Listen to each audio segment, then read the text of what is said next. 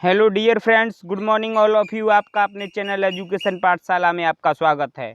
आज हम English literature की सीरीज़ में रोमांटिक लिटरेचर के ऑब्जेक्टिव टाइप क्वेश्चंस के बारे में वर्णन करेंगे तथा इससे संबंधित वर्ड्सवर्थ, पीवी शैली, जॉन कीट्स, एस.टी. कॉलरिज से संबंधित सभी ऑब्जेक्टिव टाइप क्वेश्चंस के बारे में अध्ययन करेंगे। Let start the video.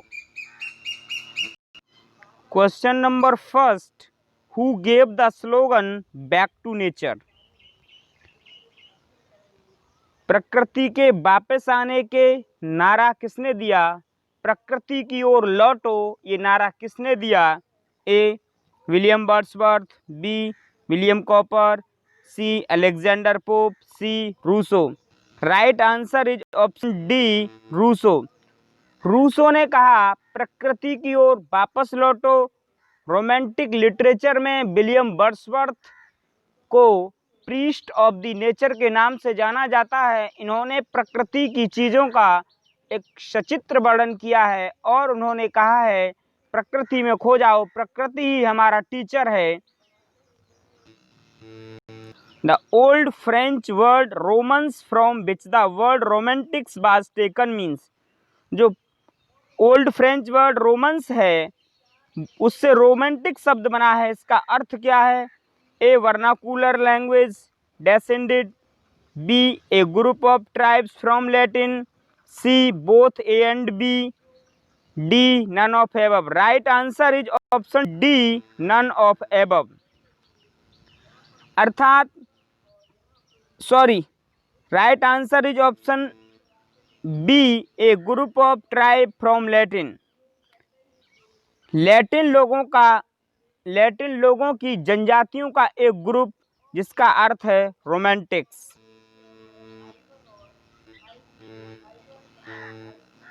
Old English baron is a novel by A Lewis, B Clara Reeve, C Mister सेली, D Walpole. Right answer is option B Clara Reeve. Who wrote daffodils? Daffodils किसने लिखा? A William Wordsworth, B S T. Coleridge, C John Keats, D none of above. Right answer is option A William Wordsworth. Daffodils को William Wordsworth ने लिखा है। Daffodils एक पुष्प हैं जो किसी घाटी में खिल रहे थे, जिसके बारे में ये पोएम विलियम वर्ड्सवर्थ ने कंपोज की है। When did William Wordsworth die? Wordsworth की डेथ कब हुई? A 1840, B 1815, C 1850, D 1860।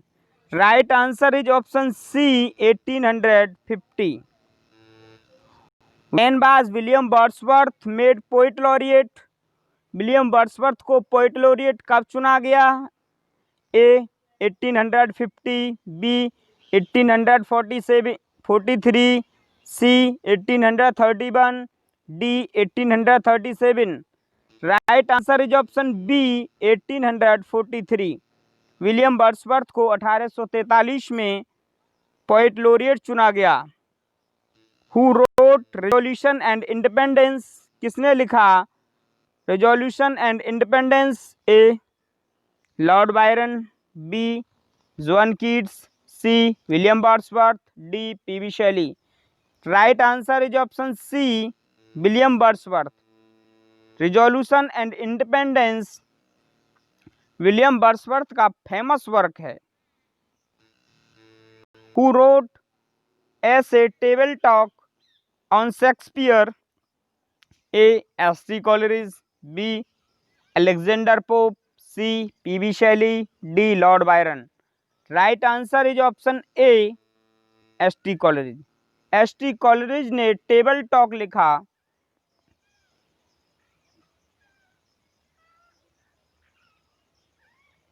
शायद ये प्रश्न गलत है, यहाँ पर इसका राइट आंसर लॉर्ड बायरन होना चाहिए।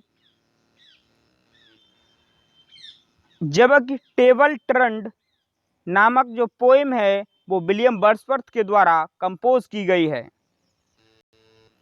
To which of the following poet does the phrase willing suspension of disbelief apply? A William Wordsworth, B William Shakespeare, C S T. Coleridge, D none of above. Right answer is option C S T. Coleridge. It is the most important phrase willing suspension of disbelief. यह phrase exams में many times पूछा जा चुका है, इसे आप अवश्य याद रखें। Who gave worth to historical novel? Historical novel का पिता किसे कहा जाता है? A Walter Scott, A William Shakespeare, B Jane Austen, C Walter Scott, D Smollett. D right answer is option C Walter Scott. Walter Scott को historical novel का पिता कहा जाता है, जबकि हेनरी फील्डिंग को इंग्लिश नोवेल का फादर कहा जाता है। Who composed intellectual beauty? A P B. Shelley, B John Keats, C William Shakespeare, D W B. Yeats. Right answer is option A P B. Shelley. P B. शेली ने इंटेलेक्चुअल ब्यूटी नामक एक famous poem लिखी। PB. Shelley को Swinburne ने singing God कहा है, अर्थात गाता हुआ ईश्वर। Who was expelled from the University of Oxford for the publication of Hellas? किसको ऑक्सफोर्ड यूनिवर्सिटी से बाहर कर दिया गया हेलास पब्लिकेशन के साथ? A P B. Shelley, B John Keats, C William Wordsworth, D W B. Yeats. Right answer is option A P B. Shelley. P B. Shelley को Oxford University से हेलास पब्लिकेशन के कारण बाहर कर दिया गया। When was P.B. Shelley's Revolt of Islam appear? A 1817, B 1818, C 1811, D 1824। Right answer is option C 1811। Revolt of Islam P B. Shelley का work है जो 1811 में अपीयर हुआ। Charles Lamb is best known for? Charles Lamb को जाना जाता है A essay of Elia, B tales from Shakespeare, C short stories, D lyrics. Charles Lamb को टेल्स फ्रॉम शेक्सपियर के कारण भी जाना जाता है, जबकि एसे ऑफ इलिया लैम के द्वारा लिखित ऐसे का एक कलेक्शन है जो 3 टाइम्स पब्लिश हुआ, जबकि चासलैम का सूडोनोम इलिया है। चासलैम को प्रिंसेस ऑफ एसेस्ट भी कहा जाता है। Who wrote confession of an English opium eater? A Leigh Hunt, B Thomas Cooper, C Robert Southey, D De Quincey. Right answer is option D De Quincey. Confession of an English opium eater De Quincey ने लिखा। Which author has been called the psychologist of style? A Thomas De Quincey, B Leigh Hunt, C John Keats, D Charles Lamb. Right answer is option A Thomas De Quincey. Thomas De Quincy को psychologist of style के नाम से भी जाना जाता है। Who road dream children? Dream children एक famous ऐसे है जो लिखा गया है फेमस एसेस्ट चार्ल्स लैम के द्वारा। जिसमें वो अपने दो बच्चों को इमेजिन करता है, but both children are only dreams. Both of the novelist best known for her limited range. किस नोवेलिस्ट को लिमिटेड रेंज के लिए जाना जाता है? A Walter Scott, B Emily Brontë, C John Austen, D none of above. Right answer is option C, John Austen. John Austin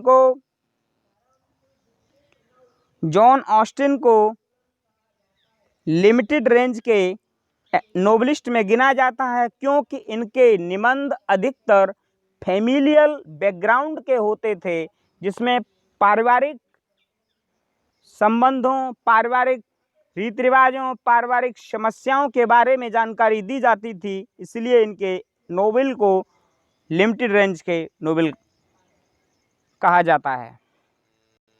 which work has been called the Magna Carta of romanticism? A lyrical ballads, B the spirit of the age, C defence of poetry, D biographia literaria. Right answer is option A lyrical ballad. Lyrical ballad के साथ ही romantic age की शुरुआत होती है। Lyrical ballad William Wordsworth और S T. Coleridge का एक मिलाजुला वर्क था, जिसमें 19 पोइम्स विलियम वर्ड्सवर्थ की तथा 4 पोइम्स एस.टी. कॉलरिज की थी, और इसमें टोटल नंबर ऑफ पोइम्स 24 थी।